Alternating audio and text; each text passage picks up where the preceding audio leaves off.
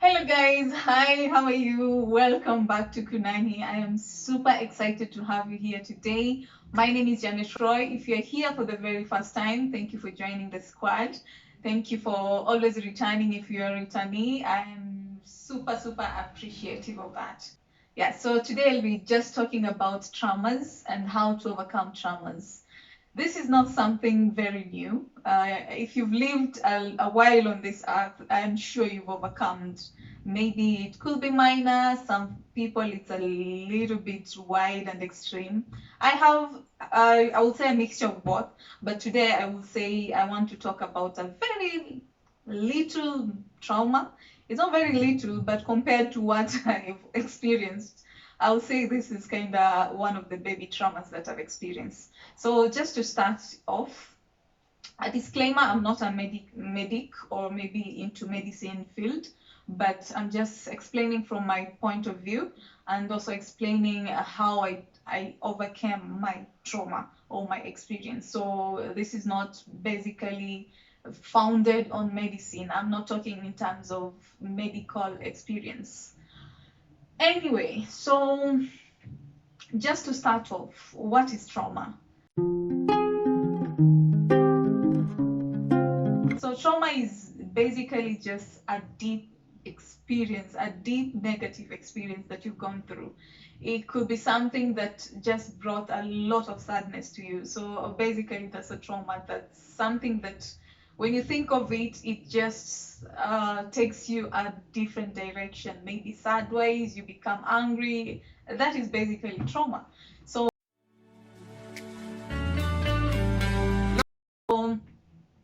just to give you a little maybe background of the story so that you can understand and maybe get the flow of what I'm trying to go with. The reason why I'm doing this is not because I want to blush anyone. It's not because I want to paint someone wrong, but it's simply because I'm explaining my truth. Basically, there's always a two side of the truth, but this is how I experience, and this is my story, my sad experience, and yeah, basically just sharing it out and just helping someone out there how to overcome a similar incident. Yeah, basically that's it. So there's this guy who will just do, he's kind of like just a free spirit, I would say. He's free spirit, bad free spirit, in that he can do anything, he speaks anything that comes, those people that just talk and they don't have a filter. So he's just kind of that kind of person. Like some rivalry, trying to make me look bad before someone, trying to do things that outrightly just to make me look bad. So this one time that was like a climax that led to like everything just going horrible.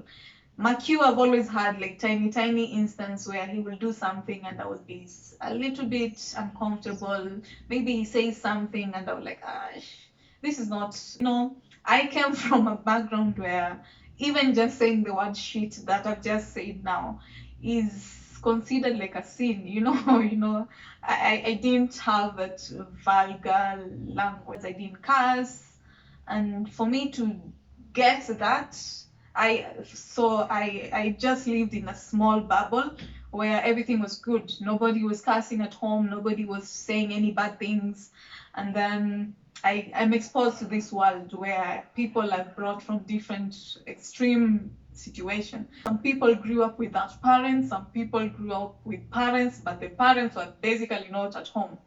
And maybe the parents were not taking care of them. So, in the marketplace, you have every kind of people. So that was the first instance that I got a shock. Okay, this is kind of the background of how these issues were growing up, There's always some tension between the two of us because he will do something that I was like, this is not something that I will do. Anything that someone does to me that I will not do it back to any other person already is putting me in a position where I'm feeling I do not deserve this. Well, so first, just to keep the story short so that I go straight to the point. Flash forward. It was in 2020, COVID happened, people started working at home, people are stressed, guys don't know what to do, a lot of just uncertainty in the. So how in a WhatsApp group you can always have like messages, tons of messages. You're in 2,000 groups, the other group, so I don't go like all through all the messages in all the groups because you're tired, you're out from work, some reason. Some people do. I just don't do that. What I do, I just mark red just to remove all the unread, to just make them as read. And then you also have like these messages, or maybe the videos are automatically downloading in your phone. So you go to your phone, you find like this one downloaded from group B. You have like photos, you have like videos from different groups. And then you're like, okay, let me share this to the group. Bad idea. Well, it's not a bad idea, but for that day it was a bad idea. Simply because I think a day earlier someone had posted the similar video to that group. So I posted without knowing that somebody had already posted that. So he started attacking me, telling me all this, why are you doing this? You're not even checking. And I went, oh my goodness, what did I do wrong? In the first, I was just confused, like, what is this reaction? He later called me a chicken head. And I think I was shocked. I was like, oh, chicken head?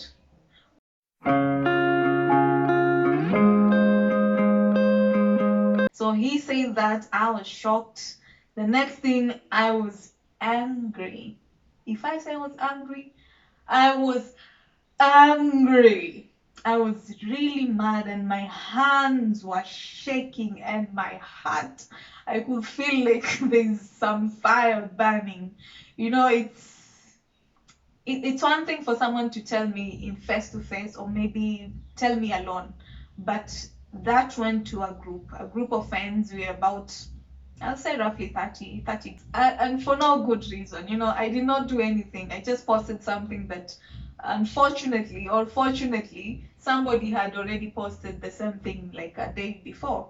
So he said that, called me that, and that just, it was just a different experience. I know I was so hurt. I was so disturbed, so confused. I was disturbed, I was hurt, I was angry, I felt everything at once, if there's such a word. Well,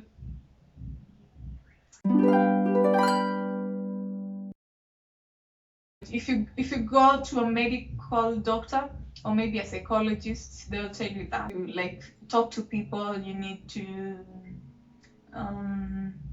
do some activities that bring you joy. So I think it's the same period that I started YouTube, simply because I just wanted something. I just wanted a distraction. I just wanted something that will just make me happy. I just wanted something that will make me smile again. So I started doing the things that I love.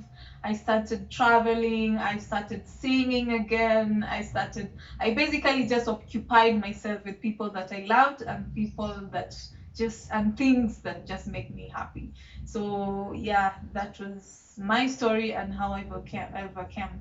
So if you see me here just doing the things that I'm doing, some of it, I'm glad that I went through what I went, because it brought me here.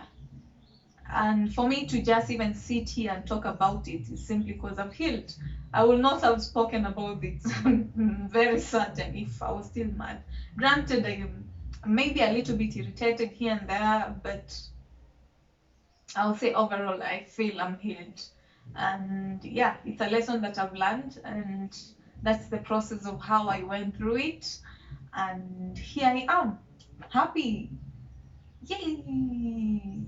So cheers to everyone out there going through a similar situation. Maybe it's your family that did that. I just want to tell you that, first of all, you have to go through the pain, cry about it, do everything you can do, but after that you need to start growing slowly out of it. You need to start socializing again. You need to start doing the things that you love. If you love cooking, if you love traveling, if you love to sing, just do the things that you love doing, and I'm assuring you, one day you will be out of that situation and you'll be like, ooh, You'll be happy again. So I wish you all the best. Mucho gracias.